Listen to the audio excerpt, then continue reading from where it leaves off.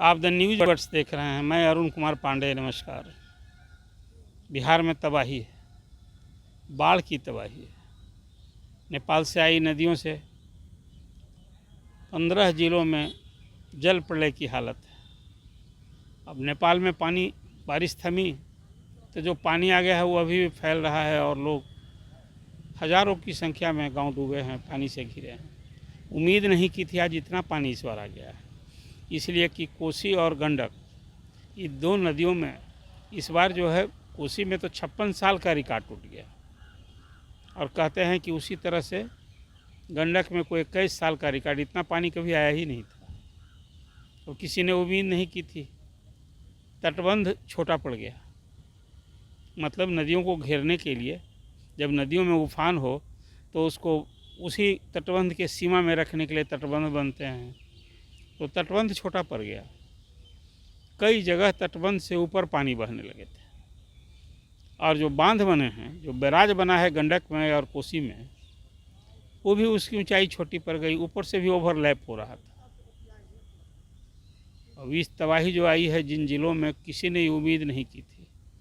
मैंने आपसे कहा था कि मुख्यमंत्री नीतीश कुमार तो दिल्ली में हैं और विपक्ष के नेता बिहार से बाहर हैं, तो पिछले सप्ताह भर से बाहर हैं। मुख्यमंत्री 2 दिन के बाद दिल्ली आज से लौटे हैं और आते ही उन्होंने हवाई सर्वे आज किया है। बात मैंने कही थी, कभी किया भी क्या जा सकता है। मुख्यमंत्री आएंगे, सरकार की ओर से अभी तबाही का मंजर देखा जाएगा।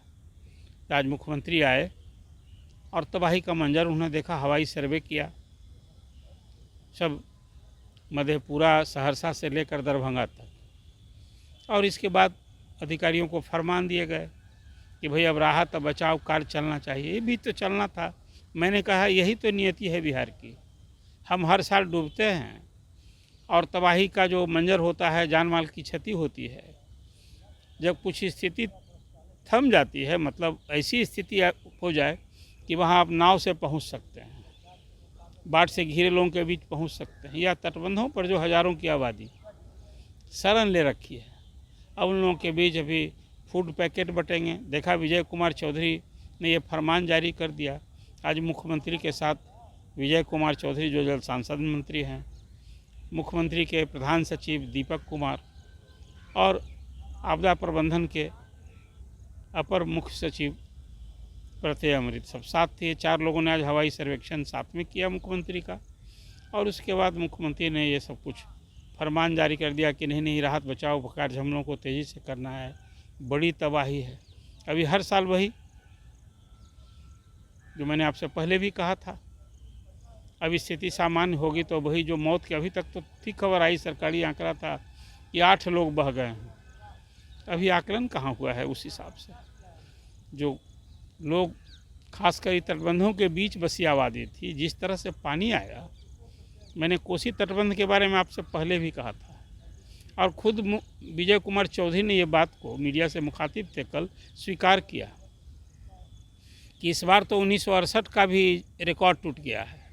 अब जो कोसी में डिस्चार्ज का और गंडक में डिस्चार्ज का जो रिकॉर्ड है ना, 2024 का रिकॉर्ड आगे बनेगा। एक रिकॉर्ड था 2008 में जब कुशहा तटबंध टूट गया था, नेपाल में ही है कुशहा गांव, और वहाँ ब्रिज हो गया था कोसी में, तब वो नदी की धारा बदल गई थी और उसकी तबाही में 500 से अधिक लोग मरे थे। अब इसमें कितने लोग अभी मरे हैं, अभी कितने लोग बह गए। और मैंने जानवरों, मवेशियों के बारे में भी कहा था कि हज़ारों मवेशी बढ़ के कौन अभी देखने वाला है। तो अभी तबाही का मंजर आज मुख्यमंत्री ने देखा है और इसके बाद अब जो मुख्यमंत्री आ गए, यही तो मैं कह रहा था कि मुख्यमंत्री यहाँ रहे होते तो क्लोज मॉनिटरिंग होती। अब वो दिल्ली में है, दिल्ली से अभी खबर ले रहे हैं कि बिहार कितना डूबा, कहाँ कहाँ डूबा। अब आ गए, आज वो डूबे हुए क्षेत्र को देखने गए। अब इसके बाद फिर जब कुछ स्थिति सामान्य हो गई तो जो मौत के शिकार हो गए हैं उनको 4 लाख रुपया मिलेगा उसके परिजन को, और फिर कुछ नगद राशि मिलेगी, अनाज मिलेगा और टेंट समियाना। यही तो होता है हर साल।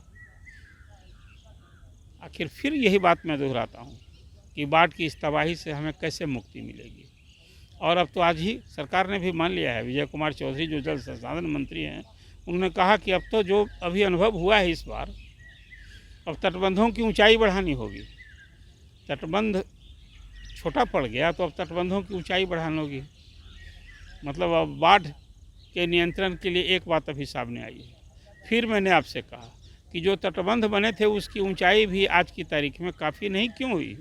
इसलिए कि सब नदियों में गाद आता है। गाद से जो कहते हैं नदी का पेट भरता जा रहा है। और आप तो जो ऊंचाई बनाए थे अब एक तो तटबंधों को सुरक्षित करना पहले चुनौती है।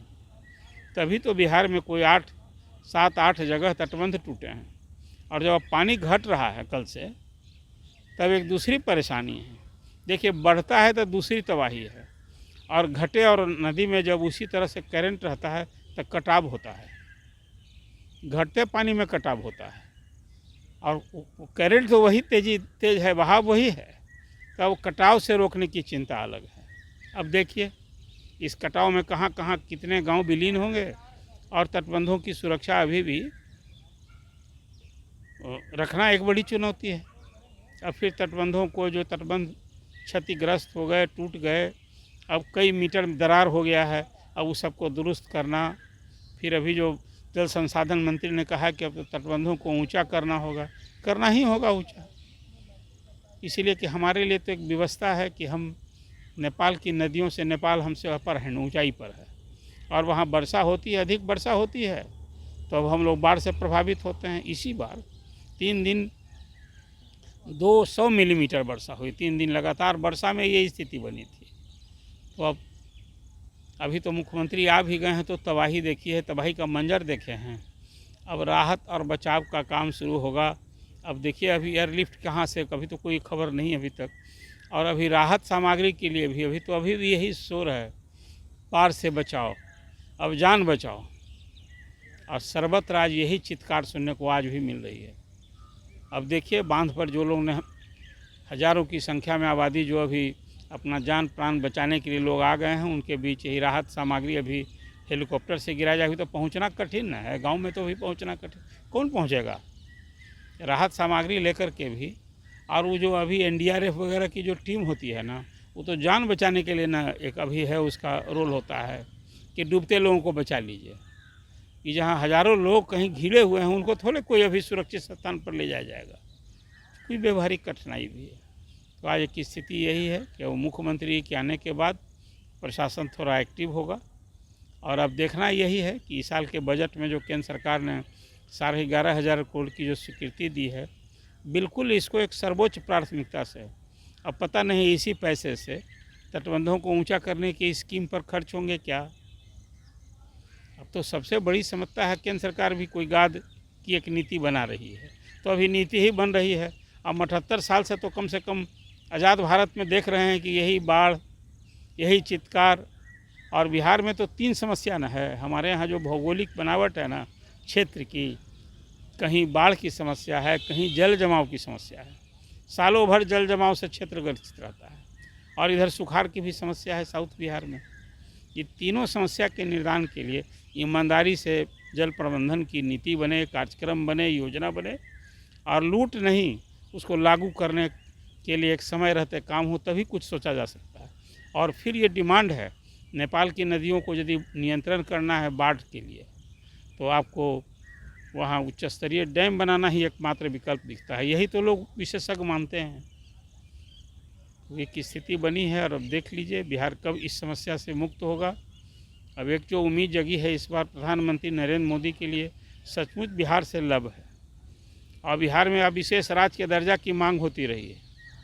आप इसी मुद्दे को शामिल कर न लीजिए कि बिहार को बाढ़ से हम मुक्ति देंगे, अस्थाई निदान करेंगे, तो समस्या से हमारा समाधान हो सकता है। स्थायी समाधान का उपाय होना चाहिए, निदान का उपाय होना, तभी हम इससे मुक्ति मिलेगी। और यहाँ के लोग हर साल जो ये कुछ होता है, इससे हम बच पाएंगे। आप द न्यूज़ वर्ड्स देख रहे हैं, इसको आप सब्सक्राइब कीजिए और लाइक कीजिए। और जहाँ आप अपनी सलाह देना चाहते हैं, सुझाव देना चाहते हैं कि आप कौन सी बात उठानी, कहाँ ये मुख्यमंत्री का यहाँ जो आज हवाई सर्वेक्षण किया उन्होंने, ये कल गए थे, कल प्रत्यय अमृत हैं आपदा प्रबंधन के प्रमुख, कल वो गए थे देखने। आज मुख्यमंत्री अभी तबाही का मंजर देखने का सिलसिला शुरू हुआ है, तो वहाँ लोगों को अब रिलीफ चाहिए। और जो आज भी बाढ़ के पानी में घिरे हैं लोग हैं, उनके प्राण की रक्षा कैसे उनके भूख मिटाने का उपाय होना चाहिए। फिर ये मांग है, सर्वत्र यही चित्कार है, आज भी है, बाढ़ से बचाओ और प्राण बचाओ, यही चित्कार सुनने को मिल रही है।